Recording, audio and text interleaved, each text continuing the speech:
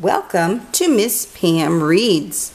Today we are reading A Seed is Sleepy by Dianna Aston, illustrated by Sylvia Long.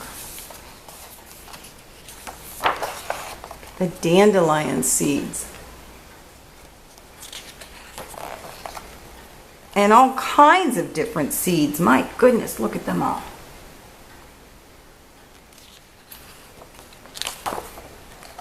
A Seed is Sleepy by Dianna Aston, illustrated by Sylvia Long. A seed is sleepy. It lies there, tucked inside its flower, on its cone, or beneath the soil. Snug. Still. A seed is secretive. It does not reveal itself too quickly. Most seeds sleep through a season or two, waiting for the warmer temperatures of spring. But some take their time. 10 years might pass before the bright red-orange seed of the Texas mountain laurel shows its purple blooms. A seed is fruitful. 90% of the plants on earth are flowering plants. Flowering plants produce fruit. Fruits of all shapes and textures that keep the seeds cozy until they have found the right place to grow.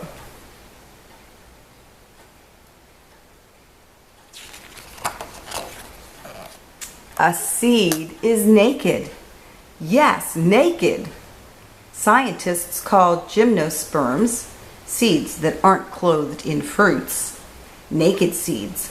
Most naked seeds hide themselves on the scales of cones until they're ready to make a dash for the ground. Who would guess that a seed as small as a freckle would grow into the world's tallest tree? Only 10% of redwood trees begin as seeds, though. Most redwood trees spring from existing trees. Seeds come in many sizes. The orchid seed is the smallest of all. There might be 1 million seeds in one pod. The seed of the Coco de Mer palm is the largest. It can weigh up to 60 pounds. A seed is adventurous. It must strike out on its own in search of a less crowded place to put down roots. A parachute of fine silky hairs can take a dandelion seed 100 miles from its parent plant. Drift seeds float on ocean currents from one shore to another. They have enough air inside to help them float, and their thick protective shells keep out the seawater.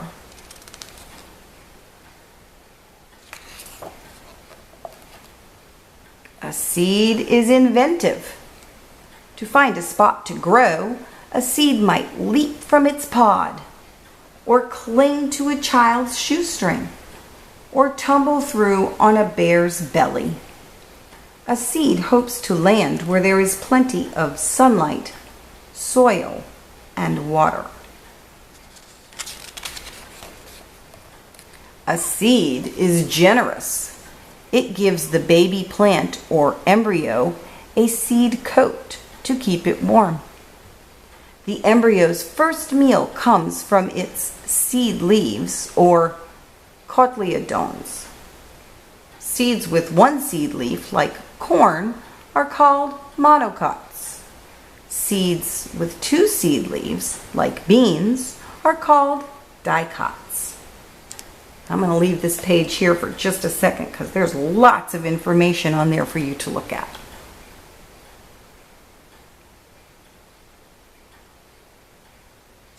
If you need more time, you can pause the video and look at it longer. Some seeds are ancient. Not all seeds are eager to germinate. Some have lain dormant or slept undisturbed for more than 1,000 years. The oldest known seed to sprout came from an extinct date palm tree. After it was unearthed from a long ago king's mountaintop palace in Israel, a scientist planted it. 4 weeks later, it sprouted. A seed is thirsty and hungry. Once a seed has shed its coat, it drinks in the rain, the dew, and yesterday's icicles. It feasts on minerals in the soil. Part of the seed, the root, feels the tug of gravity and digs down deep.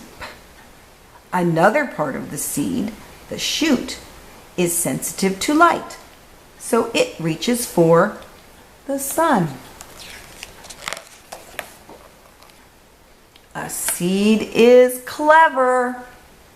It knows to seek the sunlight, to push itself up, up, up through the soil. But it must wait a while before that happens. Plants make their own food through a process called photosynthesis. Inside, plant leaves are cells containing chemicals that absorb sunlight. Light gives them the energy they need to turn water and carbon dioxide, a gas in the air, into food. A seed is sleepy, but only until it has found a place in the sun and it has had its breakfast and a drink of water. Then a seed is awake. Look at all those pretty sunflowers.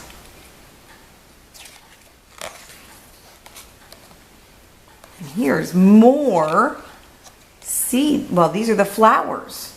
So we saw the seeds at the front of the book, and these are the flowers that they turn into, or the leaves that they make. And there go those dandelions again. The end. Thank you for joining me for Miss Pam Reads.